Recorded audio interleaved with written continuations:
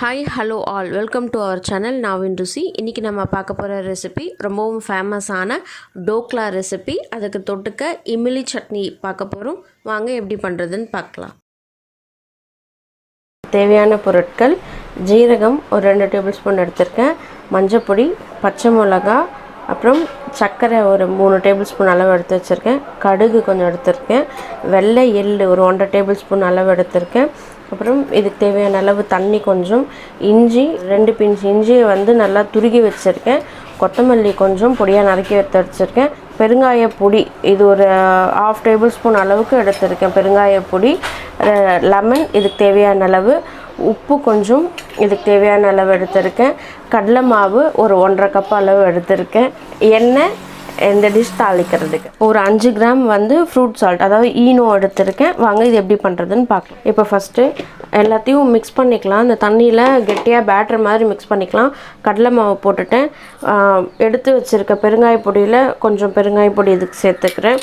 அதே மாதிரி சர்க்கரை ஒரு டேபிள்ஸ்பூன் அளவு சர்க்கரை சேர்த்துக்கிறேன். இதில் அப்புறம் இந்த டிஷ்க்கு தேவையான அளவு கொஞ்சம் உப்பு இதில் சேர்த்துக்கிறேன், மஞ்சள் பொடியும் இதில் சேர்த்துக்கிறேன். இப்போ இது எல்லாத்தையும் மிக்ஸ் பண்ணி தண்ணி விட்டு கெட்டியாக இட்லி மாவு பதத்துக்கு கரைச்சிக்கணும். வாங்க இது எப்படி கரைக்கிறதுன்னு பார்க்கலாம். கெட்டியாக கரைச்சிக்கோங்க, ரொம்ப தண்ணியெல்லாம் கரைக்காதீங்க. ஃபஸ்ட்டு கொஞ்சம் கொஞ்சமாக தண்ணி விட்டு கட்டி இல்லாமல் ஃபஸ்ட்டு ஸ்மூத்தாக கரைச்சிக்கோங்க. இப்போ இதை நான் இட்லி மாவு பதத்துக்கு கரைச்சிட்டு உங்களுக்கு காமிக்கிறேன். இப்போ நான் கட்டி இல்லாமல் ஃபஸ்ட்டு கரைச்சிக்கிட்டேன். இதில் இப்போ இந்த டைமில் இஞ்சி கொஞ்சம் சேர்த்துக்கிறேன் நான். அப்புறம் இந்த லெமன் இருக்குது இல்லையா, இந்த லெமனை ஸ்க்வீஸ் பண்ணி ஒரு டேபிள்ஸ்பூன் அளவுக்கு இதில் சேர்த்துக்க போகிறேன் நான்.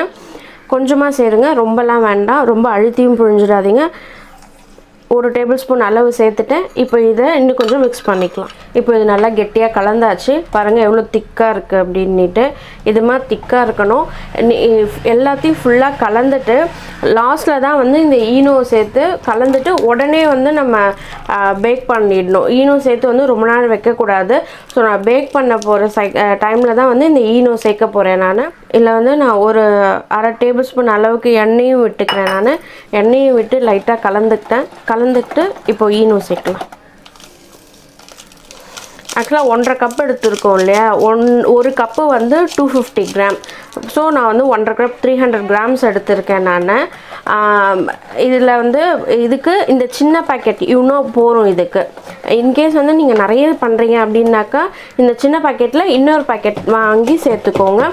பாருங்கள் ஈனோ சேர்த்த உடனே எவ்வளோ ஃப்ளஃபியாக வந்துடுச்சு அப்படின்ட்டு. கேக் மோல்ட்லேயோ அப்படி இல்லாட்டி இது மாதிரி பெரிய பாத்திரத்தில் இது மாதிரி பாத்திரத்துலேயோ எண்ணெய் தடவி நீங்கள் இந்த பேட்டரை விட்டு ஸ்டீம் பண்ணி எடுத்துடலாம்.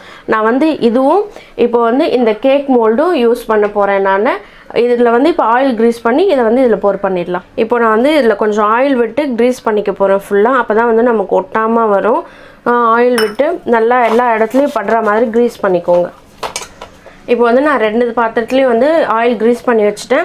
இப்போ இந்த பேட்டரை நான் கொஞ்சம் கொஞ்சமாக விட போகிறேன். நிறைய விடாதீங்க, கொஞ்சம் விட்டாலே போகிறோம். ஏன்னா இது நல்லா உப்பிட்டு வரும், இது நல்லா ஸ்பாஞ்சியாக. ஸோ கொஞ்சம் விட்டிங்கனாலே போகிறோம். இப்போ நான் 2 பாத்திரத்துலேயும் விட்டுட்டேன் நான். நல்லா ஈக்குவல் பண்ணிவிட்டு இதை எடுத்து ஸ்டீமரில் வச்சுடுங்க. நான் ஆல்ரெடி இட்லி பாத்திரத்தில் தண்ணி வச்சு கொதிக்க விட்டுட்டேன் நான். இதை நான் இட்லி பாத்திரத்தில் தான் குக் பண்ண போகிறேன். நீங்கள் வேணும்னாக்கா ஸ்டீமர் தனியாக வச்சுருந்தீங்கன்னா அதுலேயும் பண்ணிக்கலாம், இல்லாட்டி இதே மாதிரி இட்லி பாத்திரத்துலேயும் வச்சு பண்ணிக்கலாம். ஆல்ரெடி நான் தண்ணி கொதிக்க வச்சதுனால இப்போ இதை அப்படியே ப்ளேஸ் பண்ணிடுறேன். தண்ணி நிறைய வைக்காதீங்க. தண்ணி நிறைய வச்சிங்கன்னா பாத்திரம் மேலே தழும்ப ஆரம்பிச்சிடும். இப்போது இதை மீடியம் ஃப்ளேமில் வச்சு ஒரு 20 மினிட்ஸ் இதை ஸ்டீம் பண்ண வச்சுடுங்க. இட்லி வைக்கிற மாதிரி தான், ஒரு 20 மினிட்ஸ் வைக்கணும். ஒரு 20 மினிட்ஸ்க்கு அப்புறம் இதை பார்க்கலாம் நம்ம. இப்போ இது 20 மினிட்ஸ் ஆகிடுச்சு. இப்போ நம்ம எப்படி இருக்குது அப்படின்ட்டு பார்க்கலாம். பாருங்கள் நல்லா வெந்துடுச்சு. வெந்துடுச்சுன்றது இது மாதிரி ஒரு டூத் பிக் எடுத்து இப்படி எடுத்து பாருங்கள். இதில் ஒட்டாமல் வந்துச்சுன்னா இது ரெடி ஆகிடுச்சுன்னு அர்த்தம். அவங்கக்கிட்ட டூத் பிக் இல்லாட்டி ஸ்பூன் இல்லாட்டி கத்தி வச்சு பாருங்கள். இப்போது இதை கொஞ்சம் ஒரு 2 செகண்ட் வெளியில் எடுத்து வச்சுட்டு அதுக்கப்புறம் நம்ம பிளேட்டில் ட்ரான்ஸ்ஃபர் பண்ணலாம். பாருங்கள் பவுலில் இருந்து நான் ட்ரான்ஸ்ஃபர் பண்ணிட்டேன். இப்போ இதை வந்து உங்களுக்கு ஏற்ற மாதிரி கட் பண்ணிக்கோங்க. ஆக்சுவலாக நான் வந்து கம்மியான குவான்டிட்டி விட்டதுனால எனக்கு திக்னஸ் வந்து கொஞ்சம் கம்மியாக வந்திருக்கு. நீங்கள் இன்னும் ஒரு கரண்டி சேர்த்து விட்டிங்கனாக்கா இன்னும் நல்லா ஸ்பாஞ்சியாக கிடைக்கும் உங்களுக்கு. இது மாதிரி கட் பண்ணிவிட்டு இப்போ நம்ம சீசனிங் பண்ணி வச்சுருக்கோம் இல்லையா, அதை வந்து இது கூட ட்ரான்ஸ்ஃபர் பண்ணிடலாம். இப்போ இந்த டோக்லா சீசனிங் பண்ணுறதுக்கு என்னென்னு பார்க்கலாம். கொஞ்சோண்டு எண்ணெய் விட்டுக்கோங்க.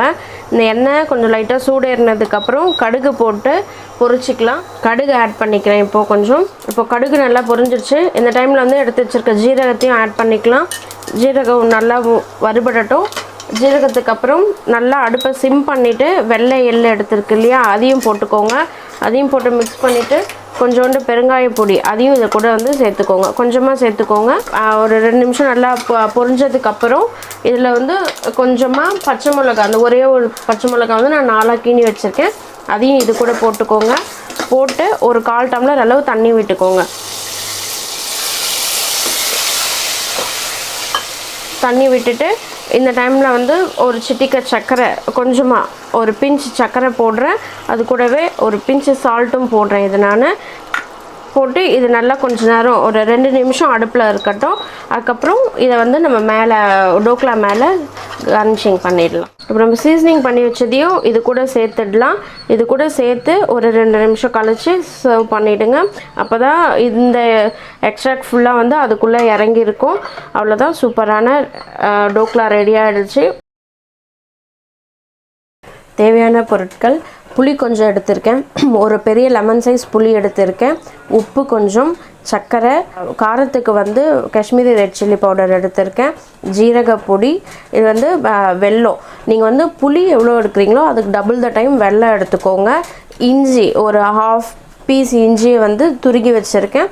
தாளிக்கிறதுக்கு எண்ணெய். வாங்க இது எப்படி பண்ணுறதுன்னு பார்க்கலாம். இப்போ ஃபஸ்ட்டு ஒரு பாத்திரத்தில் நான் வந்து ஒரு 1.5 டம்ளர் அளவுக்கு தண்ணி வச்சுக்கிட்டேன்.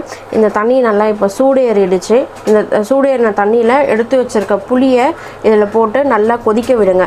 ஒரு 5 to 10 மினிட்ஸ் இது நல்லா இதிலே குக் ஆகட்டும். இது குக் ஆனதுக்கப்புறம் நம்ம பார்க்கலாம். இது இப்படியே இருக்கட்டும். இருந்து அப்பப்போ கரண்டியில் மட்டும் கலரி விடுங்க. கலரி விட்டுட்டு ஒரு 5 to 7 மினிட்ஸ் இது நல்லா வேகட்டும் இதில். அதுக்கப்புறம் பார்க்கலாம். இப்போ இது நல்லா கொதிச்சிருச்சு பாருங்கள். நல்லா கொதிச்சு நல்லா பொங்கி வருது. இந்த போட்ட புளியும் நல்லா வெந்துடுச்சு. இப்போ இது மாதிரி ஒரு பெரிய வடிகட்டியில் போட்டு இதை எக்ஸ்ட்ராக்ட் மட்டும் தனியாக எடுத்துக்க போகிறோம். இப்போ இந்த எக்ஸ்ட்ராக்ட் தனியாக நல்லா ஃபில்டர் பண்ணி எடுத்தாச்சு. இங்கே பாருங்கள் வடிகட்டினது எப்படி இருக்குது அப்படின்ட்டு. இந்த ஜூஸ் மட்டும் எடுத்தாச்சு. இப்போது இதை வச்சு தான் நம்ம அந்த சட்னி பண்ண போகிறோம்.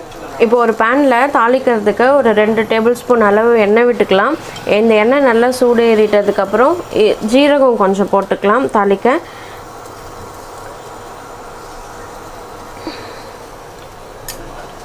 இப்போ இந்த ஜீரகம் நல்லா பொரிய ஆரம்பித்ததுக்கப்புறம் ஜீரகம் நல்லா பொரிஞ்சிடுச்சு. இந்த டைமில் வந்து எடுத்து வச்சுருக்க துருகின இஞ்சியும் இதில் சேர்த்துக்கலாம். சேர்த்து நல்லா மிக்ஸ் பண்ணி விட்டுருங்க.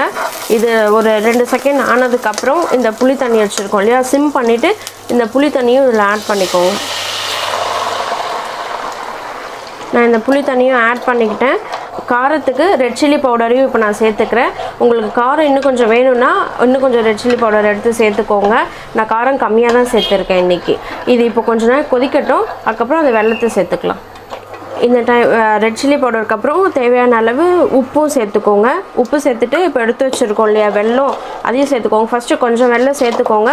அதுக்கப்புறம் உங்களுக்கு இன்னும் கொஞ்சம் ஸ்வீட்னஸ் இருந்தால் நல்லாயிருக்கும்னு தோணுச்சுனாக்கா இன்னும் கொஞ்சம் வெல்லத்தை சேர்த்துக்கோங்க. இப்போ இந்த வெல்லமும் நல்லா கரைஞ்சி கொதிக்கட்டும். இது கொதிச்சதுக்கப்புறம் நான் காமிக்கிறேன். பாருங்கள் எவ்வளோ திக்காக இருக்குது அப்படின்ட்டு. இது நல்லா கொதிச்சிருச்சு. நீங்கள் உங்களுக்கு ராஸ்மெல் போயிடுச்சுனாலே இது ரெடி ஆகிடுச்சுன்னு அர்த்தம். இது நல்லா அந்த வெல்லம் போட்டதுனால நல்லா திக்காக ஷைனிங்காக இருக்கும். இப்போ இந்த இம்லி சட்னியும் ரெடி ஆகிடுச்சு. நம்மளுக்கு அந்த டோக்லாவும் ரெடி ஆகிடுச்சு. இதை செய்து பார்த்துட்டு உங்களுக்கு பிடிச்சிருந்துச்சுன்னா மறக்காமல் என்னோடய கமெண்ட் செக்ஷனில் கமெண்ட் பண்ணுங்கள்.